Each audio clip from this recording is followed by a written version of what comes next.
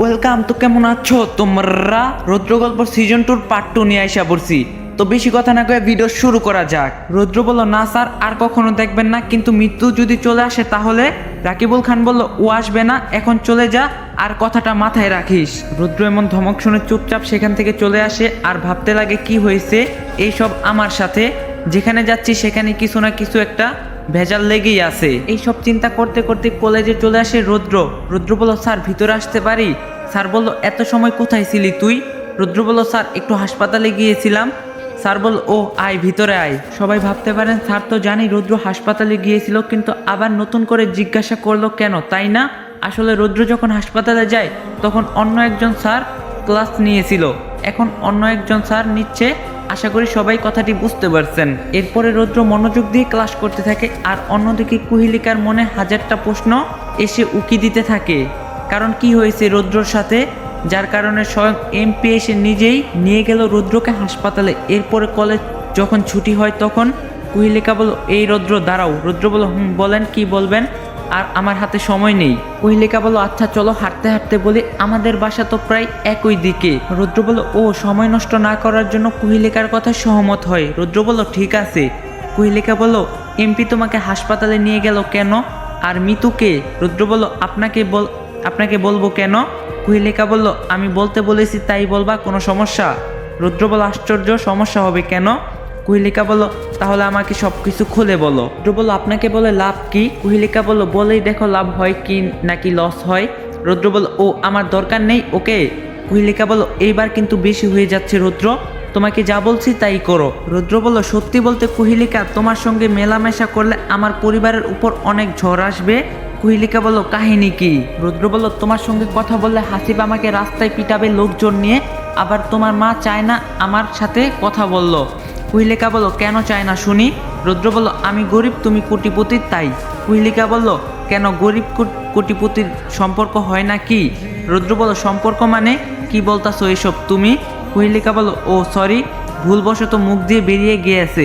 রৌদ্র বলল, কথা শেষ হলে আসতে পারো তুমি, এতে আমি খুশি হব। কুহেলিকা বলল, একটা কথা বলি? রৌদ্র বলল, বলো। কুহেলিকা বলল, তুমি আমাকে ইগনোর করলে আমি তোমার পিছনে পড়ে থাকবো, দেখি কি করতে পারো। রৌদ্র বলল, তোমার জন্য যদি আমার মায়ের কোনো ক্ষতি হয় বা মান সম্মান যায়, আমার থেকে খারাপ কেউ হবে না। কুহেলিকা বলল, কিছুই হবে না, বিশ্বাস রাখিও। রৌদ্র বলল, আমি বিশ্বাস রাখতে চাই না। কুহেলিকা বলল, মিতু কে হয় তোমার? আবারও বলতাছি, বলো। এই কথাটি শুনে রৌদ্র একটু আশ্চর্য হয়। রৌদ্র বলল, মিতু আমার বান্ধবী হয়। কুহেলিকা বলল, শুধুমাত্র বান্ধবী নাকি অন্য কিছু হয়? রৌদ্র রাগান্বিত হয়ে বলল। রৌদ্র বলল, তুমি তোমার সীমা অতিক্রম করতাছো। কুহেলিকা বলল, তুমি আর মিতুর সঙ্গে কথা বলবা না। রৌদ্র বলল, 100 বার বলবো, এতে তোমার সমস্যা কি শুনি একটু? কুহেলিকা বলল, আমার সমস্যা আছে। রৌদ্র বলল, ভালো। কুহেলিকা বলল, নাকি অবৈধ সম্পর্ক করো মিতুর সঙ্গে তুমি? কুহেলিকার মুখ দিয়ে এই কথাটি বের হওয়ার সাথে সাথেই রৌদ্র কষে একটা থাপ্পড় দেয়। রৌদ্র ঠাস ঠাস করে থাপ্পড় মারে। তোর এত বড় সাহস, তুই আমাকে এই সব বলিস? লজ্জা করে না তোর? অনেক ভালো মেয়ে মনে করছিলাম তোকে, কিন্তু তুই ভীষণ খারাপ। কুহেলিকাকে থাপ্পড় মারে। কথাগুলো শেষ হতে না হতেই দূর থেকে হাসিব চিৎকার দিয়ে বলে। হাসিব বলল, এই তুই আমার হবু বউয়ের শরীরে হাত তুলছিস, তোর দেখাচ্ছি মজা। কথাটি বলে হাসিব সেখানে চলে আসে, আর এসেই রৌদ্রকে, কথায় আছে না, যেখানে বাঘের বয়স সেখানেই সন্ধ্যা হয়, ঠিক সেই রকমই রৌদ্রর সঙ্গে হতে যাচ্ছে। ঠাস ঠাস করে রৌদ্রকে 2টি থাপ্পড় দিয়ে হাসিব বলতে থাকে। হাসিব বলল, এই তোরে আগেই সাবধান করছি না, তুই কুহেলিকার পিছন পিছন ঘুরবি না। রৌদ্র আশ্চর্য হয়ে বলল, ভাই আমি অনেক বারণ করছি কুহেলিকাকে, কিন্তু ও নিজে থেকেই এখানে এসেছে। এইসব কুহেলিকা দেখে ভীষণ রেগে যায়, আর সেখানে হাসিবকে কষে একটি থাপ্পড় দেয়। কুহেলিকা ঠাস ঠাস করে থাপ্পড় মারে। তোর লজ্জা নেই? তুই আমাকে বউ বলিস? এই তুই কে রে? হাসিব বলল, বাহ, ভুলে গেলি আমি তোমার কে? কুহেলিকা বলল, সেটাই বল, তুই কে? হাসিব বলল, আমি হবু স্বামী, কিছুদিন পর চিরকালের জন্য হব।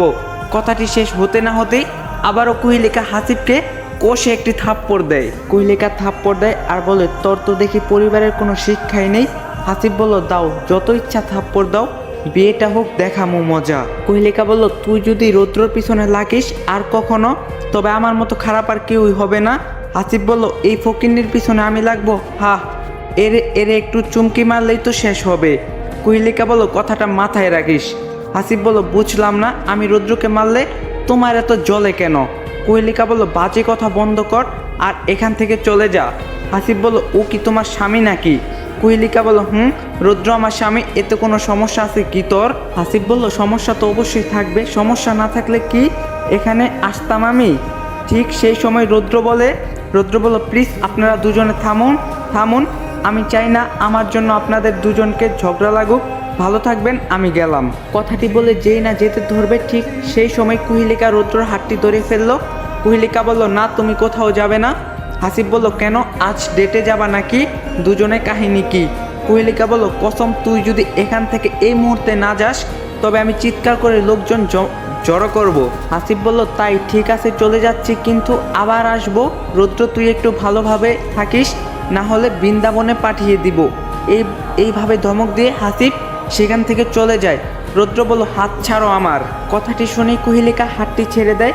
কুহেলিকা বলল আচ্ছা তুমি এমন কেন? হ্যাঁ, ছেলে মানুষ হয়ে কি ছেলে মানুষকে ভয় করে? রুদ্র বলল আমি এখানে মারাপিট করতে আসিনি, আমি পড়াশোনা করার জন্য এসেছি। কুহেলিকা বলল তাই বলে? রুদ্র বলল শোনো কুহেলিকা প্লিজ, তুমি আমার সাথে মিশবা না, একটু ভালোভাবে থাকতে দাও, আমি এইসব ঝামেলায় থাকতে চাই না। কুহেলিকা বলল কি ঝামেলা? হ্যাঁ। রুদ্র বলল আচ্ছা যদি হাসিব আমার কোনো ক্ষতি করে দেয় সেই দায়ভার কি তুমি নিবা? কুহেলিকা বলল ও কিছু করবে না। রুদ্র বলল তাছাড়াও তোমার মাও চায় না তুমি আমার মতো গরিব ছেলের সাথে মেলামেশা করো।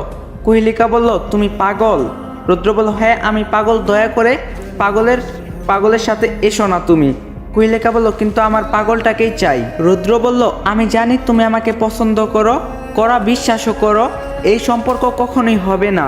কুহেলিকা বলল কেন হবে না? আমি সুন্দর না, আমার রূপ নেই? রুদ্র বলল তোমার সব আছে কিন্তু আমার টাকা পয়সা নেই। কুহেলিকা বলল টাকা পয়সা দিয়ে ভালোবাসা হয় না, মন থেকে ভালোবাসা হয়। আজ টাকা পয়সা আছে, কাল নাও থাকতে পারে। রুদ্র বলল এই কথাটি আমাকে না বলে তোমার মাকে বলিও, আমার অনেক দেরি হয়ে গিয়েছে, আমি আসি। কথাটি বলে রুদ্র হন করে সেখান থেকে চলে যায়, আর সেটা কুহেলিকা অপলক দৃষ্টিতে দেখতে থাকে। এরপর কুহেলিকা বাসায় এসেই সব কিছু ভাঙচুর করতে থাকে, যেটা দেখে তার মা বেশ আশ্চর্য হয় এবং জিজ্ঞাসা করে। কুহেলিকার মা বলল কুহেলিকা মা আমার কি হয়েছে, তোর এইসব ভাঙচুর করতেছিস কেন? কুহেলিকা বলল একটি কথাও বলবা না তুমি, আজ সব কিছু ভেঙে ফেলবো আমি, বলে আবারও ভাঙতে থাকে। কুহেলিকার মা বলল কি হয়েছে আমাকে বলবি নাকি, এইসব ভেঙে কোনো লাভ নেই তো। কুহেলিকা বলল আচ্ছা তুমি গরিব ঘরের মেয়ে ছিল না, আমার বাবা বড়লোক ছিল না? এই প্রশ্ন শুনে কুহেলিকার মা ও বাবা বেশ অবাক হয় আর ভাবতে থাকে কি আবার হলো মেয়েটার। কুহেলিকা বলল কি হলো বাবা মা, উত্তর দাও। কুহেলিকার মা বলল আমি গরিব ঘরের মেয়ে ছিলাম, তোমার বাবা বড়লোক ছিল। কুহেলিকা বলল কিন্তু বাবা তুমি এই গরিব ঘরের মেয়েকে বিয়ে কেন করছো? চাইলেই তো কোটিপতির মেয়েকেও বিয়ে করতে পারতে। তখন কুহেলিকার বাবা বলল আমরা দুজনকে খুব ভালোবাসতাম, আর ভালোবাসা কি টাকা পয়সা দেখে হয় নাকি? কুহেলিকা বলল তবে আমার ভালোবাসা হবে না কেন? মানে কুহেলিকার বাবা বলল মানে? কুহেলিকা বলল আমি কেন গরিব একটা ছেলেকে ভালোবাসতে পারবো না শুনি, আমার কি ইচ্ছা নেই কাউকে ভালোবাসতে? কুহেলিকার বাবা বলল অবশ্যই আছে। কুহেলিকা বলল কিন্তু আমার মা এতে বাধা দিচ্ছে কেন, বুঝলাম না, সে কি ভুলে গেছে সেও গরিব ছিল? কথাটি শুনে কুহেলিকার মা আকাশ থেকে পড়ে আর মেয়েকে কি উত্তর দিবে ভেবে পাচ্ছে না। কুহেলিকার বাবা বলল এই তুমি কাকে কি বলছো? হ্যাঁ আমি তো কিছুই বুঝতাছি না। কুহেলিকা বলল বাবা আমি রুদ্রকে ভালোবাসি। কিন্তু কুহেলিকার বাবা বলল কিন্তু আবার কি শুনি? কুহেলিকা বলল মা রুদ্রকে এমন কিছু কথা বলছে যার জন্য ও আমাকে ইগনোর করতেছে, যেটা আমি কিছুতেই মানতে পারতাছি না। কুহেলিকার বাবা বলল কি সুস্মিতা, এটা কি শুনতাছি, তুমি কি সত্যি এমন কিছু করছো? ও হ্যাঁ, কুহেলিকার মায়ের নাম সুস্মিতা বেগম। কুহেলিকার মা বলল বলছি, আমি চাই আমার মেয়ে আগে প্রতিষ্ঠিত করতে, তারপরে এইসব নিয়ে চিন্তা ভাবনা করতে। কুহেলিকা বলল তুমি তো আগে প্রতিষ্ঠিত হওনি, তাহলে তুমি কেন বাবাকে বিয়ে করছো তখন? কুহেলিকার মা বলল সেই সময় আর এই সময় অনেক পার্থক্য আছে, যেটা তুমি বুঝবা না। কুহেলিকা বলল আমি এত কিছু বুঝতে চাইও না, আমার রুদ্রকে চাই, তারপরে দেখা যাবে প্রতিষ্ঠিত হই কি না। কুহেলিকার মা একটু রাগী হয়ে বলল কুহেলিকা এবার কিন্তু বেশি হচ্ছে, যাও তোমার রুমে ভিতরে যাও। কুহেলিকা বলল যাচ্ছি, তবে মনে রাখিও যদি আর কখনো রুদ্রকে আমার কাছ থেকে সরিয়ে দিতে চাও তবে আমি নিজের জীবন দিয়ে শেষ করে দিব। কথাটি শেষ হতে না হতে কুহেলিকার গালে ঠাস করে দুইটি থাপ্পড় বসায় কুহেলিকার মা। কুহিলিকার মা বলল, বেশি বুঝো না, অনেক বড় হয়ে গেছো, বাবা মায়ের মুখের উপর কথা বলো। মায়ের এমন থাপ্পড় খেয়ে কুহিলিকা কান্না করতে করতে নিজের রুমে গিয়ে দরজা লাগিয়ে দেয়। কুহিলিকার বাবা বলল, এটা কি করলে সুস্মিতা তুমি? কুহিলিকার মা বলল, দেখছো, ওকে আদর করতে করতে মাথার উপর তুলে ফেলছি, মনে যা আসতেছে তাই বলতাছে। কুহিলিকার বাবা বলল, ও এখনো ছোট, ভালো লাগতেই পারে কাউকে, যখন বুঝবে তখন আপনা আপনি সব শেষ হবে। কুহিলিকার মা বলল, এই তুমি চুপ করে থাকো তো, মেয়েটাকে আদর দিয়ে তোমার মতো বানিয়ে ফেলছো। কুহিলিকার বাবা বলল, কি বললা? আমার মতো হয়েছে? একদম না, ঠিক তোমার মতো হয়েছে জেদি। আমার মতো হয়েছে, আমি শাসন করব, তুমি চুপ করে দেখবা শুধুমাত্র। কুহিলিকার বাবা বলল, ঠিক আছে, দেখি কি করো। এই কথাটি বলে কুহিলিকার বাবা একটু বসে পড়ে। এই একদম বসবে না, বাজারে যাও, কিছুই নেই ঘরে, আল্লাহ গো, একটু শান্তিও নেই, কি আর করার। এরপরে কুহিলিকার বাবা ব্যাগ নিয়ে বাজারে যায় বাজার করতে। এরপরে রাত যখন 11টা বাজে, সবাই খাওয়া দাওয়া করে ঘুমিয়েছে, ঠিক সেই সময় কুহিলিকার ফোন, তার একটা বান্ধবী ফোন দেয়। কুহিলিকা বলল, নিশি বল, কি বলবি? নিশি বলল, কিরে কুহিলিকা, আমি বুঝতাছি না তুই রৌদ্রর মতো একটি ছেলের পিছনে এইভাবে কেন পড়ে আসিস? কুহিলিকা বলল, পরে শুনিস।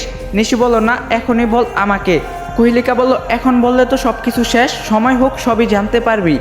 নিশি বলল, তোর মা আমাকে ফোন দিয়েছিল, তুই নাকি বাসায় গিয়ে ভাঙচুর করছিস, তাও আবার রৌদ্রর জন্য। কুহিলিকা বলল, নিশি বলল, কত সুন্দর সুন্দর ছেলে তোর পিছনে ঘুরে, আর তুই কি না ঘুরিস একটা খেয়া খাটির মাঝির পিছনে। আসসালামু আলাইকুম গাইস, যদি এই ভিডিওতে 3000 লাইক কমপ্লিট করে দিতে পারেন তাহলে নেক্সট পার্ট খুব তাড়াতাড়ি পাইবেন। তো ভিডিওটা সবাই বেশি করে লাইক দেন, চ্যানেলে নতুন না থাকলে অবশ্যই চ্যানেলটা সাবস্ক্রাইব করে দেন। তো আজকের ভিডিও এই পর্যন্তই ছিল, সবাই ভালো থাকবেন, সুস্থ থাকবেন, আল্লাহ হাফেজ।